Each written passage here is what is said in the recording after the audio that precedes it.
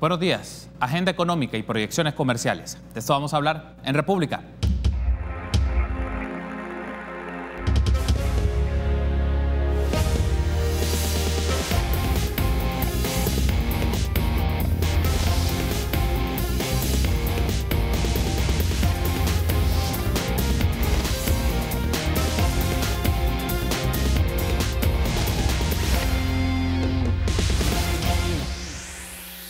Muy buenos días, qué gusto que nos acompañe en una nueva edición de República. Les saluda Carlos Monterrosa, es un agrado que esté con nosotros por la mañana este viernes 5 de julio del año 2019, finalizando una semana, pero ofreciéndole a ustedes diferentes análisis de los principales sucesos y fenómenos de la realidad política y económica de nuestro país. En esta ocasión lo haremos justamente de la actividad económica, cuáles son algunas de las proyecciones que se tienen en este campo y el estado de la economía en El Salvador.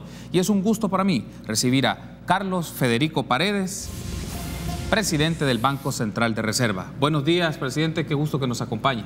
Buenos días, Carlos, muchas gracias, es un honor estar aquí en República.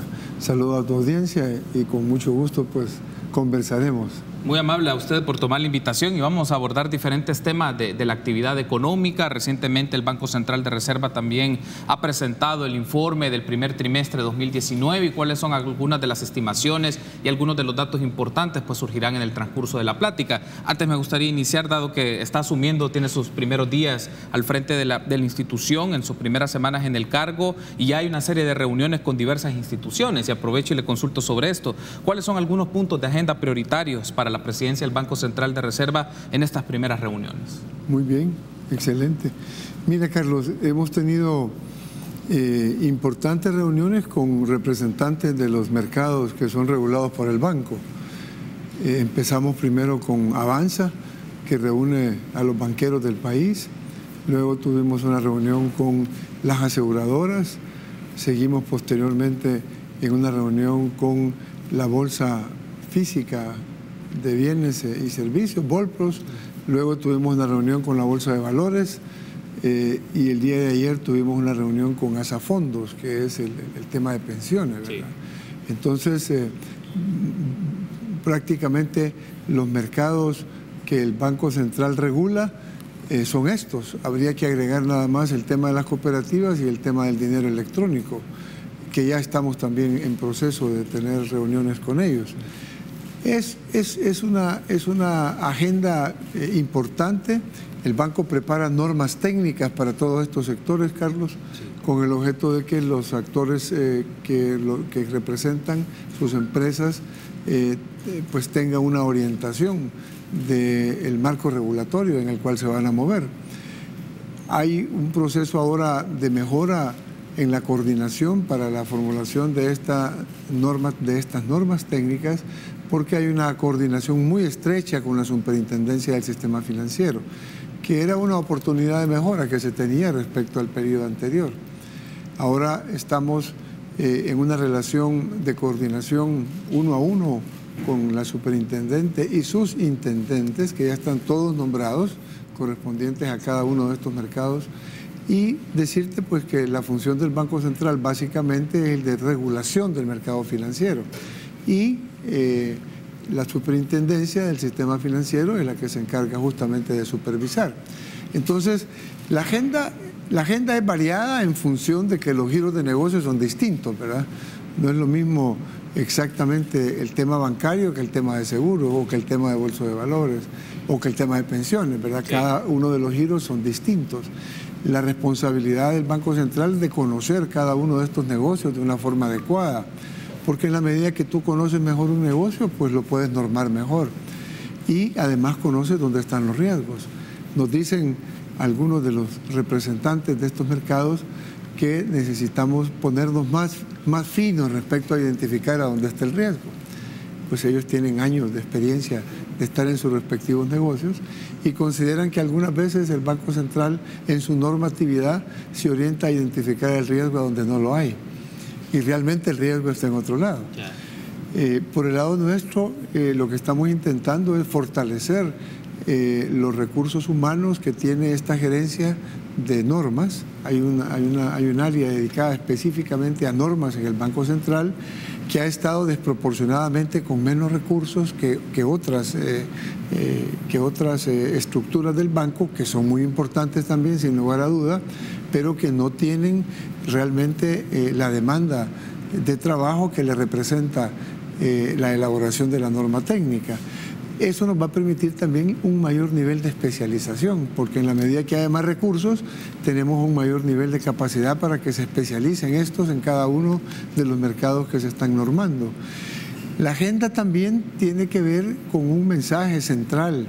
Mira, a todos estos mercados les interesa ser regulados. Ninguno de ellos se opone a la regulación. Todos el mensaje que nos dan es: necesitamos ser regulados. Ese es el papel del Estado. Pero necesitamos una regulación que responda a nuestros intereses para poder crecer.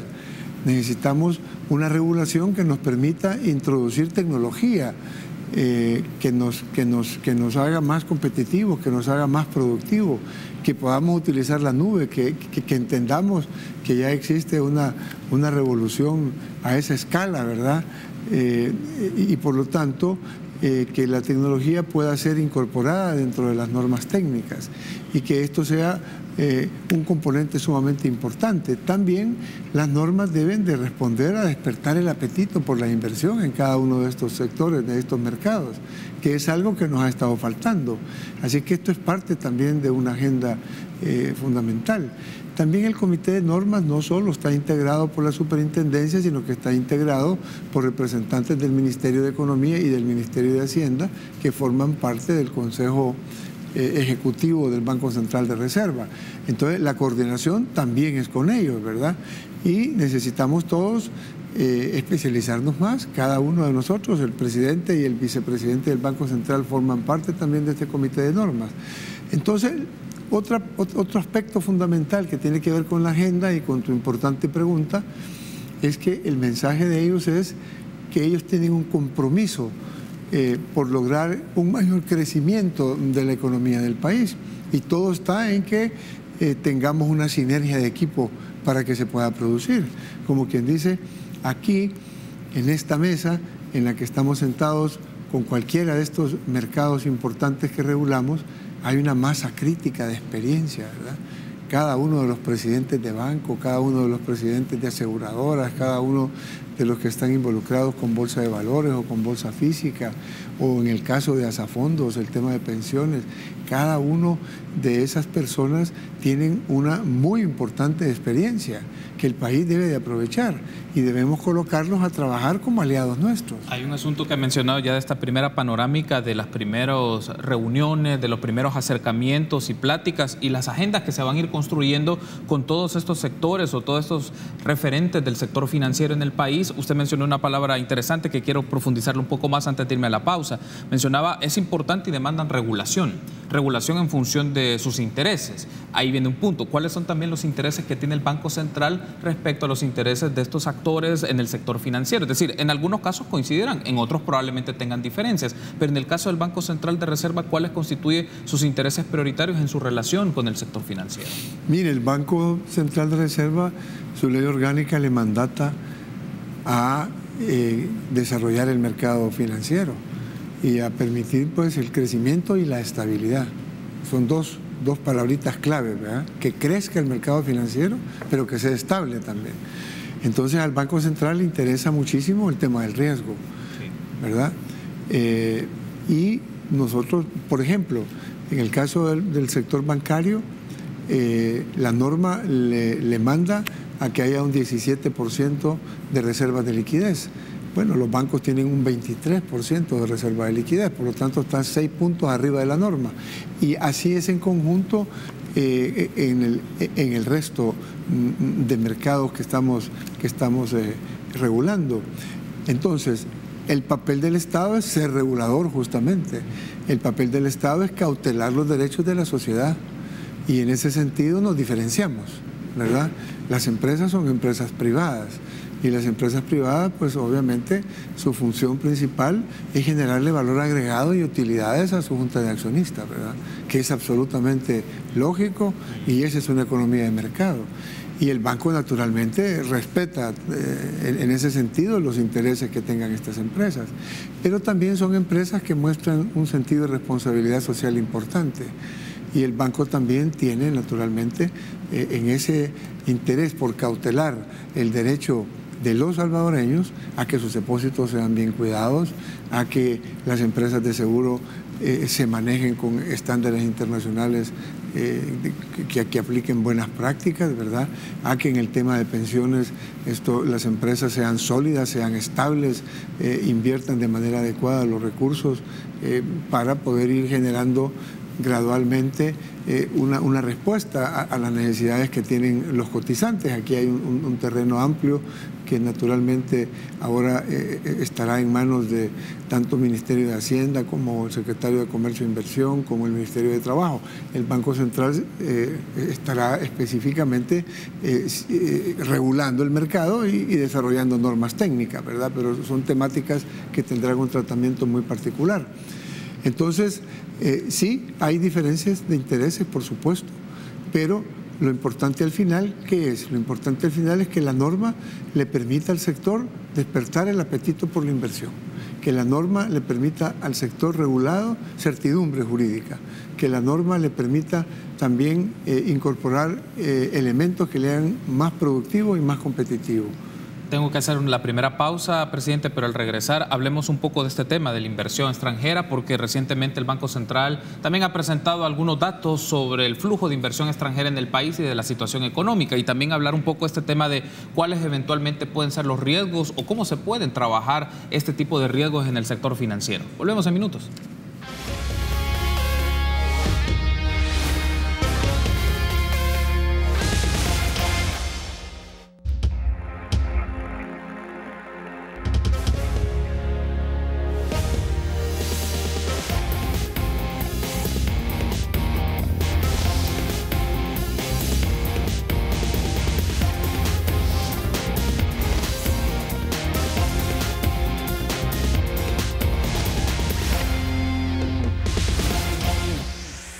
Gracias por continuar junto a nosotros en República. Seguimos platicando de la situación económica y proyecciones del Banco Central de Reserva, y para eso nos acompaña su presidente, Carlos Federico Paredes, con quien estamos platicando un poco sobre el trabajo de las primeras reuniones, las primeras agendas y vínculos con algunas instituciones del sector financiero, tanto privado como público. Ya mencionaba un aspecto para cerrar este tema e incorporarnos al de la inversión extranjera, porque es importante también escuchar su apreciación sobre esto, presidente.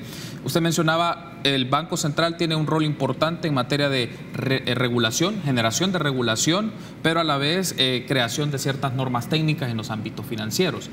Mencionaba otro término que es importante, los riesgos. Y en estas reuniones o acercamientos o el primer análisis del estado del arte, ¿no? de la institución, ¿cuáles se ven como aquellos riesgos en el sector financiero o aquellos que se deben de trabajar o contrarrestar?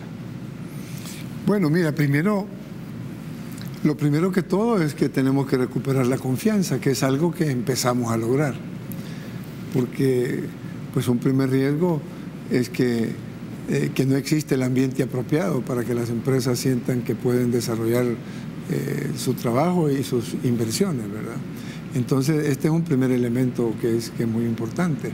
Pero luego cada una de las empresas, cada uno de los mercados en sus respectivas especificidades, tienen sus respectivos riesgos, ¿verdad?, a los que hay que darle atención. Me permitiría decirte que desde la perspectiva del Banco Central, el hecho de que podamos cubrir con la liquidez los depósitos de la población que tiene sus recursos en las diferentes instituciones del sistema bancario, pues es un riesgo fundamental, ¿verdad?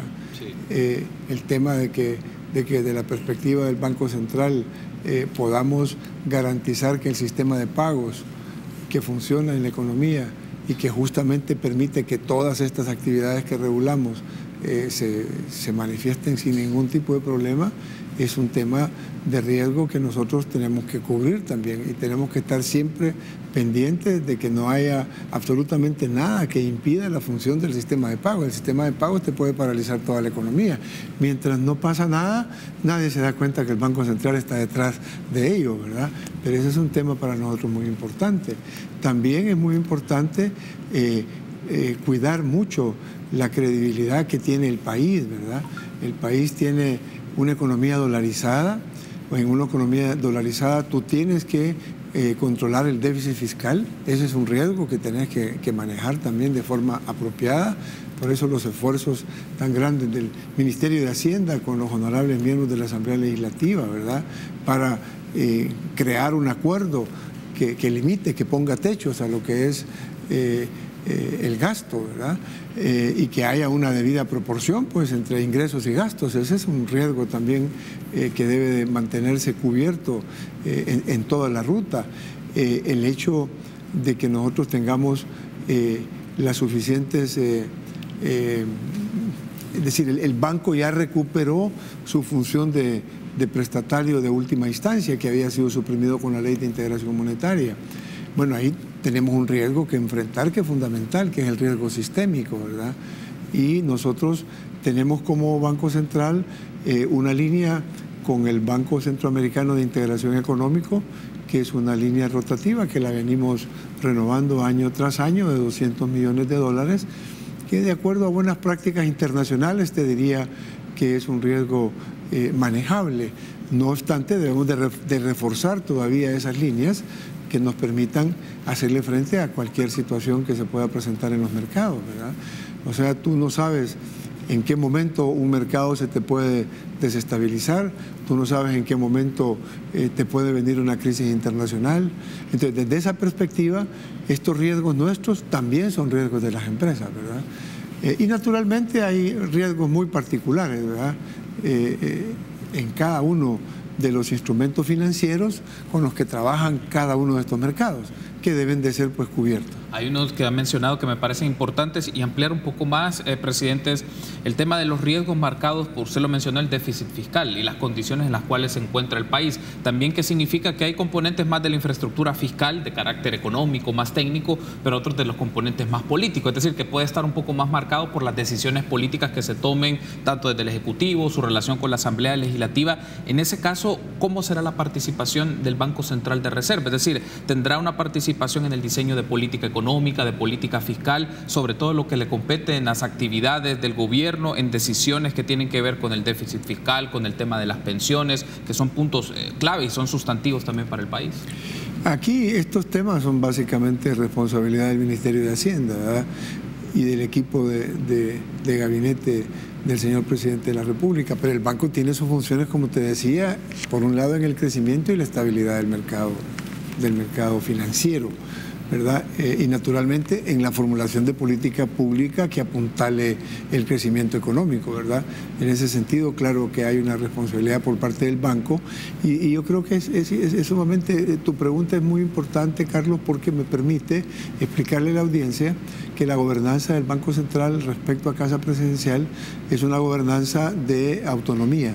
De autonomía relativa, por supuesto, ¿verdad? No, siempre el Banco Central está detrás de lo que es la política económica del gobierno al cual está sirviendo, ¿verdad? Que tenemos 85 años de estar haciendo eso, con diferentes modelos económicos, con diferentes ideologías políticas, manejando el Estado, administrando el Estado, y el Banco Central siempre ha respondido a los intereses de la sociedad en ese sentido. Entonces, sí, hay una gobernanza de autonomía reconocida por el presidente de la República, quien nos ha expresado, es importante que los mercados, tanto nacionales como internacionales, conozcan que Casa Presidencial y Banca Central tienen una sana independencia y por lo tanto el Banco Central no es una institución sujeta a instrumentalización política, pues. De hecho, nosotros hemos expresado este mensaje a las comisiones financieras y de economía de la Asamblea Legislativa y lo seguiremos haciendo con el resto de honorables diputados de la Asamblea cuando llegamos a informarle al pueblo salvadoreño a través de sus diputados, ¿verdad? Que son quienes lo representan. Así les hemos dicho, el Banco Central tendrá una agenda siempre de desarrollo, no tendrá una agenda política.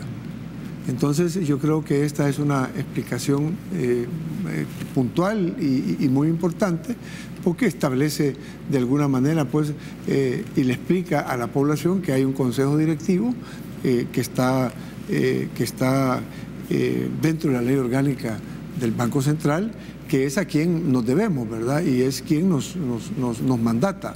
Hizo una mención importante y hago ahora la transición con el tema de la inversión extranjera, porque me mencionaba en el primer bloque que uno de los temas que es prioridad para esta nueva administración en el Ejecutivo, pero también en su relación de política económica, es generar condiciones a través de las normas técnicas, de la regulación, que generen confianza para la inversión extranjera, que permitan, que generen ese apetito, mencionó ese apetito para la inversión extranjera. Desde su perspectiva en el campo económico y según las condiciones también sociales que tiene el país, ¿cuál es el tipo de inversión extranjera que se debe promover? ¿La más estratégica para el país? ¿En qué sentido?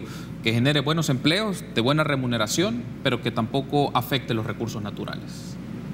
Bueno, ya te contestaste la pregunta, me parece muy bien. ¿Qué tipo de proyecto desde su perspectiva? Ok, pero me parece que los elementos que tú has planteado son fundamentales. Empleo digno, empleo que cuide el patrimonio natural del país, que no lo degrade, ¿verdad? Naturalmente, que no lo contamine, que no vengan empresas con desechos a instalarse en El Salvador, sino que realmente sea industria fresca, que sea industria, en lo fundamental, industria de punta.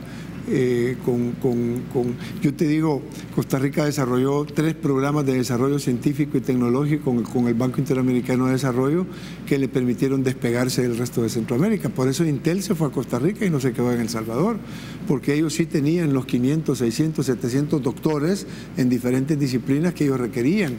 Eso fue logrado a través de programas de desarrollo científico y tecnológico que permitió enviar a una parte importante de profesionales a formarse y a obtener doctorados en disciplinas como la biotecnología, como la genética, como las industrias del mar, como la aeronáutica, etcétera, ¿no? Entonces, El Salvador, naturalmente, tiene este sistema actualizado de cuentas nacionales que el Banco Central ha hecho, y que nos ha permitido entender mejor cuáles son las características de la economía salvadoreña, nos ha definido y nos ha consolidado claramente como una economía de servicios. 70-71% del Producto Interno Bruto está formado por servicios, por lo tanto ya no somos aquella economía agrícola, ¿verdad?, de exportación de productos tradicionales como el café, como en su momento el algodón, el azúcar, los productos del mar, etcétera. Ni siquiera somos aquella economía que se llegó a diversificar de manera muy importante, naturalmente, en el área del desarrollo de las manufacturas, ¿verdad? Como la industria química farmacéutica y los cosméticos, como los plásticos, como el calzado, como las bebidas y alimentos, como el tema de las industrias creativas, como el tema del desarrollo de software, etcétera. Ahora, estos elementos del desarrollo de software y la industria creativa forman parte directamente de los servicios, ¿verdad? El sector del turismo pues, también tiene una expresión fundamental en la conformación del Producto Interno.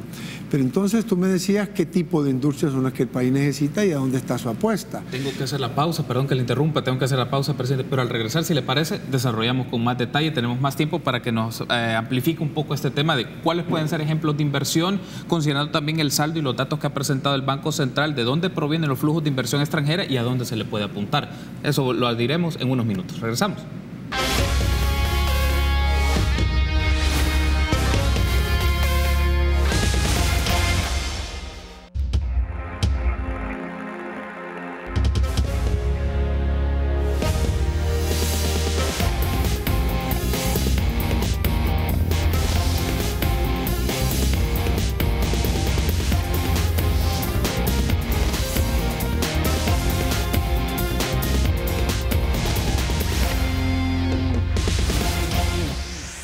Último bloque de esta primera parte de República que platicamos con Carlos Federico Paredes, presidente del Banco Central de Reserva. Traíamos en el segmento anterior, presidente, usted nos comentaba las apuestas principales de inversión extranjera que puede El Salvador buscar para efectos de la actividad económica. Y solo pongo en referencia un dato para que nos lo pueda ampliar un poco más por el comunicado reciente del Banco Central, en el cual menciona que el primer trimestre de 2019 el país recibió aproximadamente 177.3 millones de dólares en concepto de inversión extranjera y aparecen servicios servicios financieros, electricidad, transporte aéreo, como las áreas donde se ha marcado más la inversión extranjera directa. Y un tema que me llama mucho la atención es este origen de los flujos, que Panamá y España son de los países donde se marcan estos flujos. Entonces los pongo como elementos de referencia para ver cuáles son las apuestas que en materia económica se busca de inversión extranjera, pero también los orígenes que tenemos de este tipo de inversión en el país.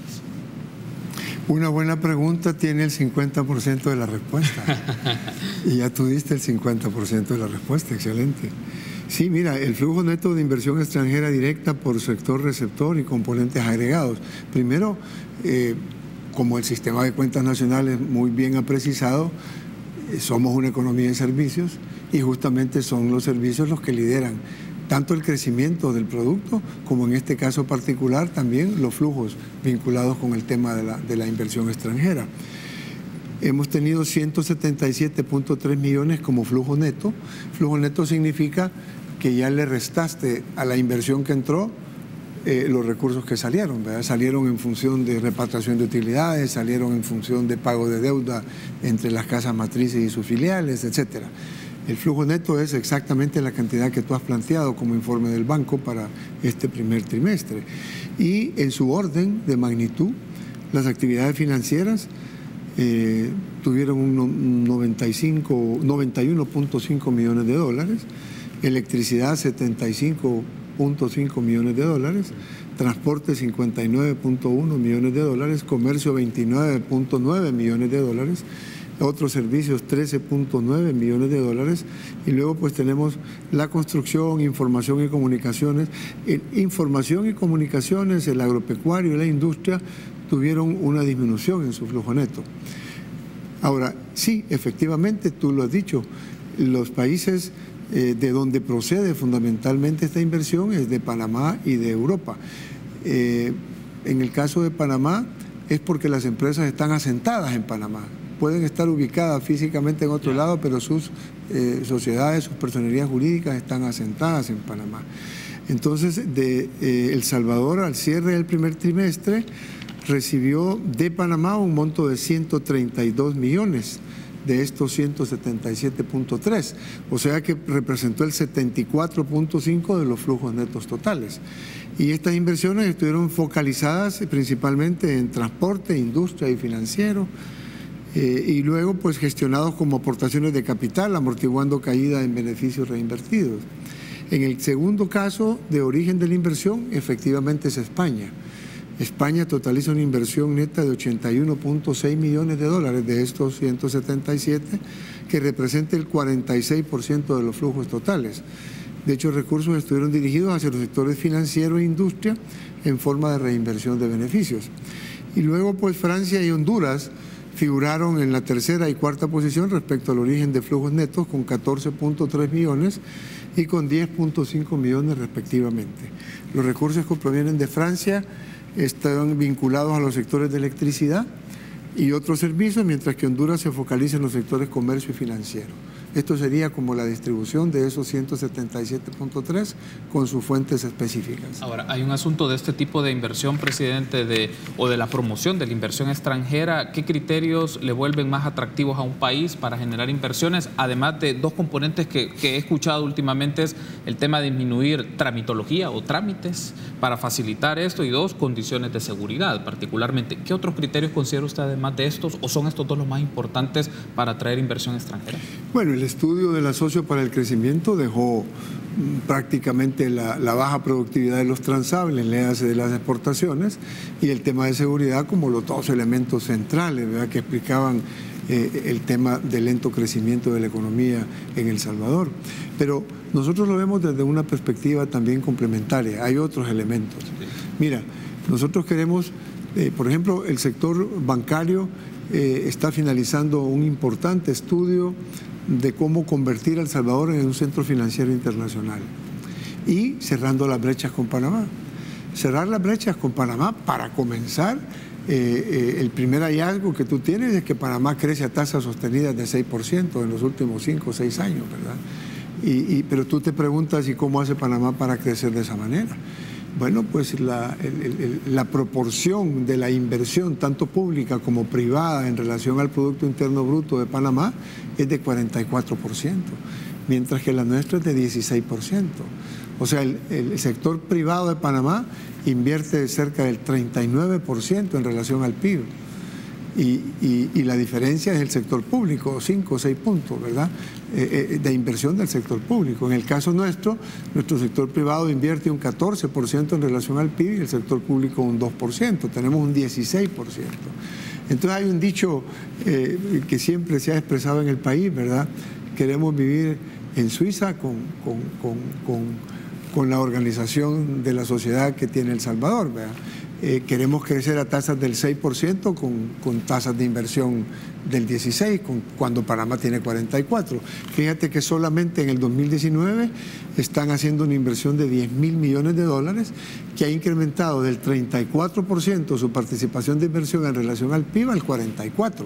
Ahí tienes un puente por encima de las esclusas ahí en el canal, tienes una nueva estación del metro, están negociando un tren con la República Popular China. O sea, son proyectos con alta capacidad de absorción de recursos. Yo creo que a nosotros nos hace falta eso. El plan Cuscatlán que ha presentado el presidente Bukele, la Dirección de Asocio Público-Privado de PROESA ha identificado al menos 9 proyectos dentro del plan Cuscatlán que pueden convertirse en asocios público-privados. Te menciono el tema del tren, sí. Te menciono el tema del aeropuerto en Oriente, te menciono Surf City, que conecta las playas. El Salvador está entre las 10 mejores playas del mundo, nos ha dicho el presidente Bukele, y ha desarrollado este concepto de Surf City, ¿verdad? Y por lo tanto hay toda una posibilidad de inversión y de conectar las infraestructuras, y se pueden hacer a través de asocio público-privado. Todo este esfuerzo de reducir la extrema pobreza en el norte del país, en esos departamentos, que impactar ahí sería una reducción muy considerable de la extrema pobreza en El Salvador, y pues se puede hacer a través de proyectos también que estén estructurados como asocios público-privados. En el asocio público-privado lo importante es la decisión política, y este gobierno la tiene, de utilizar el asocio. En otros tiempos, diríamos, o en administraciones anteriores, de manera particular las administraciones anteriores del FMLN, había como ciertas, digámosle, dudas o inquietudes respecto al concepto del asocio público-privado, porque lo consideraban como que le estabas trasladando al sector privado en propiedad activos del Estado, pero no es así. O sea, realmente las empresas privadas lo que hacen es aportar sus capitales, invierten, dejan que el Estado, por lo tanto, no tenga que invertir en esos proyectos, sino que pueda tener recursos para la salud, para la educación, para la infraestructura, etcétera. Estas empresas lo abordan y lo abordan en una estructura de asocio público-privado, porque normalmente pues los terrenos, para poner un ejemplo, son propiedad de instituciones del Estado. Entonces, la infraestructura, llamémosle así, en la cual se hace la inversión es propiedad del Estado, pero el recurso de capital es de la empresa privada. Entonces hay una decisión de este gobierno de trabajar y de priorizar el asocio público-privado.